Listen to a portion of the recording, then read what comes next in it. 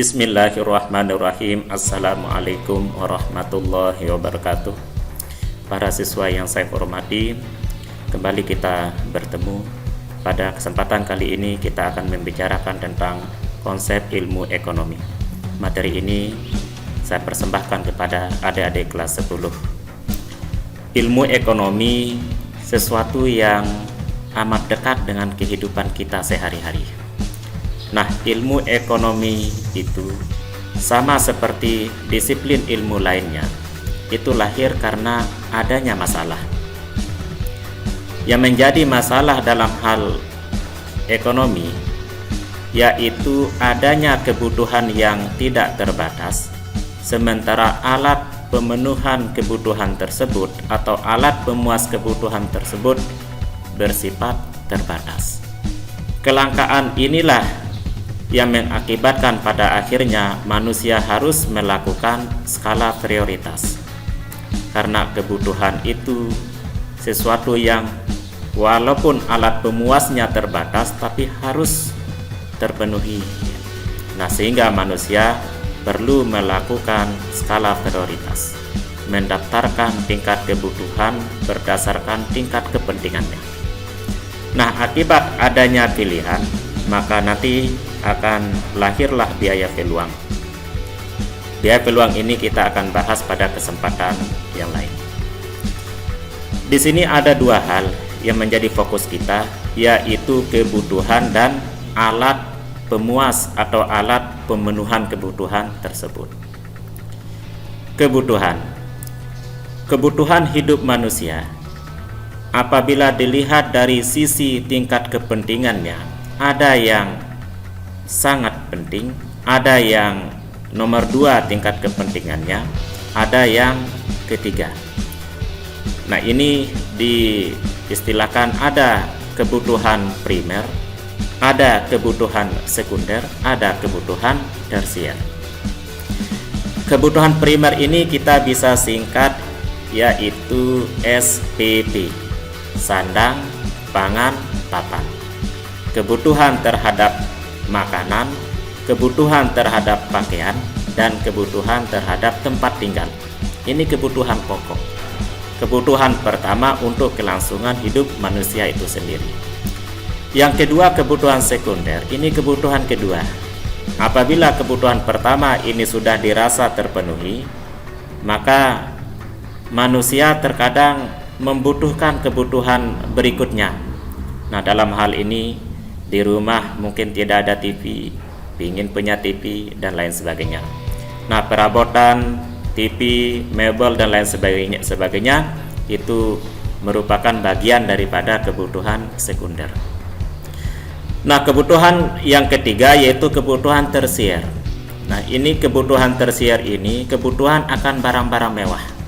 Keberadaannya untuk prestis, untuk lifestyle, untuk gaya hidup, seperti memiliki mobil mewah, barang-barang mewah dan lain sebagainya.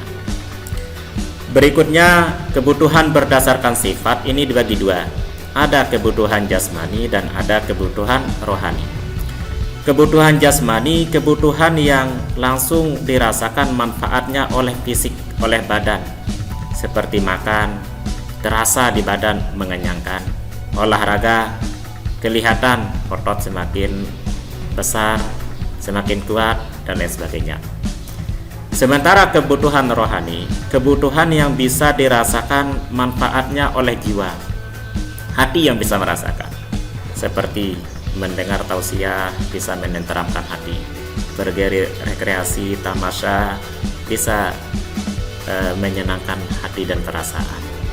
Nah, sementara kebutuhan berdasarkan waktu pemenuhan ini bisa dikelompokkan menjadi dua.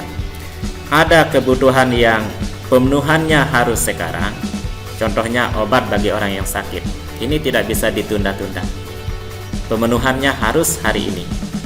Sedangkan pemenuhan yang akan datang itu bisa dicontohkan seperti menabung untuk biaya sekolah, untuk biaya kuliah dan biaya-biaya pada masa yang akan datang. Berikutnya dari sisi subjek, kebutuhan dikelompokkan menjadi dua. Ada kebutuhan individu, kebutuhan orang per orang, seperti makan, minum. Kebutuhan yang bisa dilakukan oleh satu orang. Nah, itu yang dimaksud dengan kebutuhan individu. Makanan oleh satu orang untuk satu orang, pakaian yang digunakan oleh satu orang, dan lain sebagainya. Nah, sedangkan kebutuhan subjek dari segi kelompok atau kolektif, ini keberadaan barang tersebut bisa dinikmati secara bersama, bisa digunakan secara bersama. Seperti jalan raya, ini bisa digunakan secara bersama, sarana ibadah, sarana kesehatan, dan lain sebagainya.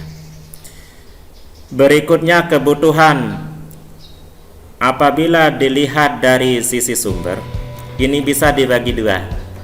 Ada kebutuhan sosial, ada kebutuhan psikologis.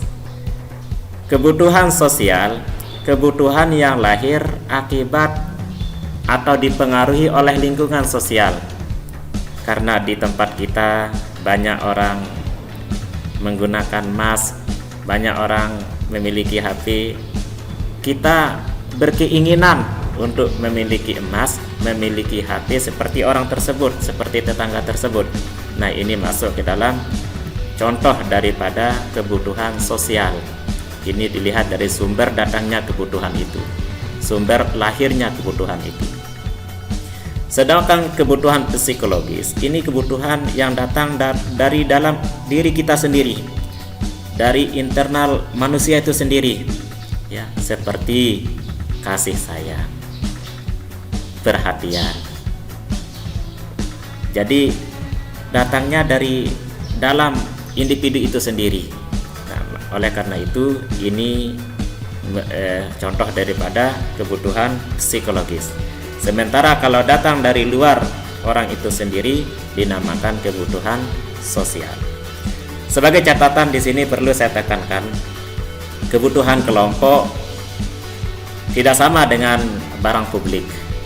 Jadi kalau barang publik itu adalah jenis barangnya yang dilihat, jenis barangnya. Sedangkan kalau kebutuhan kelompok atau kebutuhan kolektif, orangnya yang dilihat, manusianya. Apabila barang itu bisa dinikmati secara bersama-sama, makanya ini bagian daripada kebutuhan kelompok atau publik.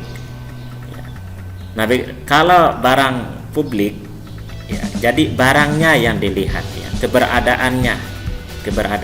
Jadi barang ini bisa dinikmati oleh orang banyak.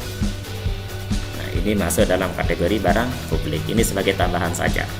Nah, jadi kebutuhan, jadi berdasarkan intensitas, berdasarkan sifat, dan lain sebagainya. Nah, untuk alat pemenuhan kebutuhan, insya Allah nanti akan kita bahas. Ya, kita fokus di kebutuhan dulu. Insya Allah pada video berikutnya nanti akan kita bahas tentang yaitu alat pemenuhan kebutuhan atau alat pemuas kebutuhan. Mungkin hanya di sini dulu, kurang lebihnya. Assalamualaikum warahmatullahi wabarakatuh.